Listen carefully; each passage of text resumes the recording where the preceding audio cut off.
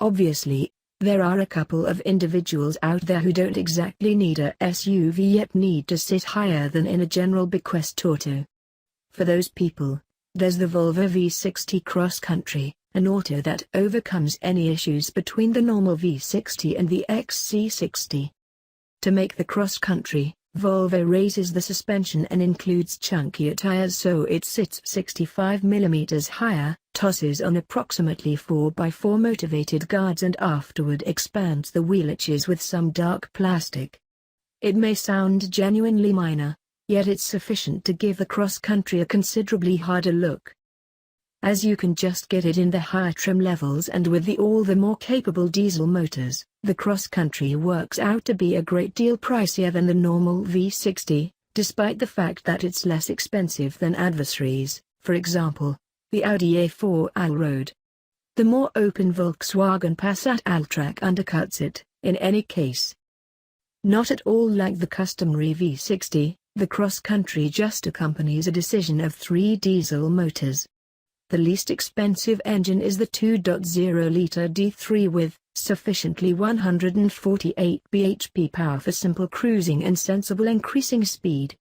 Refinement is entirely great if not as noteworthy as a 2.0-liter TDI Audi A4 Allroad. You can pick between manual or programmed gearboxes, however you can just have front-wheel drive with this motor. That may mean it's scarcely any more fit than a consistent V60 rough terrain. However, it means outflows and economy are low for an auto of this compose. The subsequent stage up is the 2.0-liter D4 that again comes as a front-wheel drive manual or programmed. It has 187 bhp so increasing speed is solid and cruising is easy. Amazingly, however, it has the same asserted discharges and economy as the D3. In view of that, it's the motor we'd pick on the off chance that you can bear the cost of it. For the driver, the V60 Cross Country is on a par with we've generally expected from Volvo. The driving position is magnificent, if a little on the high side, while the seats merit an uncommon say, they're strong, obliging and agreeable. All-round perceivability is fine, yet the dashboard design could be clearer. Warming, infotainment and various different capacities are controlled by a choice of catches on the dashboard that are organized to take after an old-school cell phone touchpad. To confound things further, there are 4 indistinguishably estimated dials also.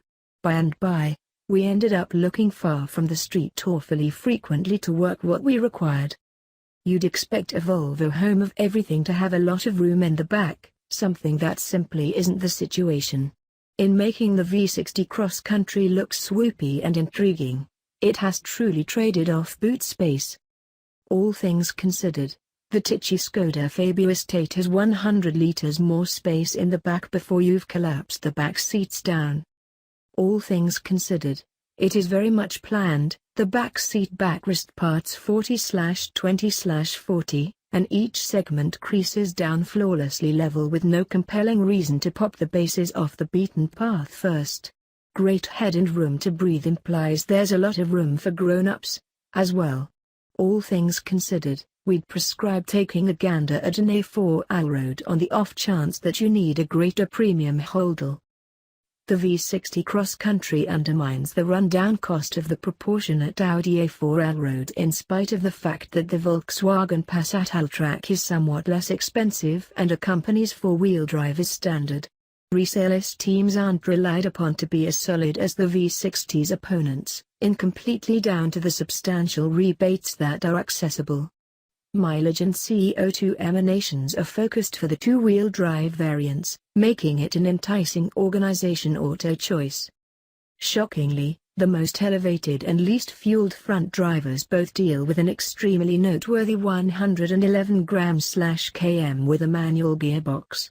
Programmed variants sit at 120 grams/km unless you choose 4-wheel drive. Do that and discharges skyrocket to 149 grams/km. No adaptation costs more than £40,000 before choices, so you can keep away from the £350 charge for autos costing more than that.